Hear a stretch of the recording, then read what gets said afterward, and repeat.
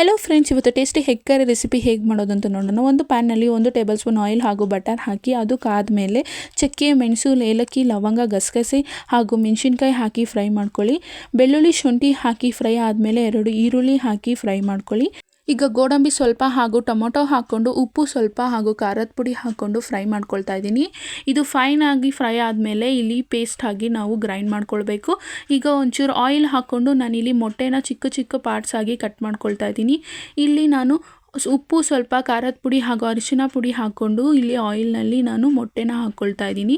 ಮೊಟ್ಟೆ ಹಾಕ್ಕೊಂಡು ಚೆನ್ನಾಗಿ ನಾವು ಗೋಲ್ಡನ್ ಬ್ರೌನ್ ಬರೋವರೆಗೂ ಫ್ರೈ ಮಾಡ್ಕೊಳ್ಬೇಕು. ಸೇಮ್ ಪ್ಯಾನ್ಗೆ ನಾನಿಲ್ಲಿ ಬಟರ್ ಹಾಕ್ಕೊಂಡು ಇದು ಸಣ್ಣದಾಗಿ ಕಟ್ ಮಾಡಿರೋ ಈರುಳ್ಳಿ ಹಾಕ್ಕೊಂಡು ನಾನಿಲ್ಲಿ ಫ್ರೈ ಮಾಡ್ಕೊಳ್ತಾ ಇದ್ದೀನಿ. ಚೆನ್ನಾಗಿ ಈರುಳ್ಳಿ ಫ್ರೈ ಆದಮೇಲೆ ಈಗ ಮಸಾಲೆ ಗ್ರೈಂಡ್ ಮಾಡಿರೋದು ಹಾಕ್ಕೊಂಡು ರುಚಿಗೆ ತಕ್ಕಷ್ಟು ಉಪ್ಪು, ಖಾರದ ಪುಡಿ ಹಾಗೂ ಧನಿಯಾ ಪುಡಿ ಹಾಕ್ಕೊಂಡು ಇದನ್ನು 5 ನಿಮಿಷ ಕಾಲ ನಾನಿಲ್ಲಿ ಫ್ರೈ ಮಾಡ್ಕೊಳ್ತಾ ಇದ್ದೀನಿ. ಈಗ ಇದಕ್ಕೆ ಕನ್ಸಿಸ್ಟೆನ್ಸಿ ತಕ್ಕಾಗಿ ನೀರು ಹಾಕ್ಕೊಂಡು ಇದನ್ನು ಬಾಯ್ಲ್ ಮಾಡ್ಕೋಬೇಕು.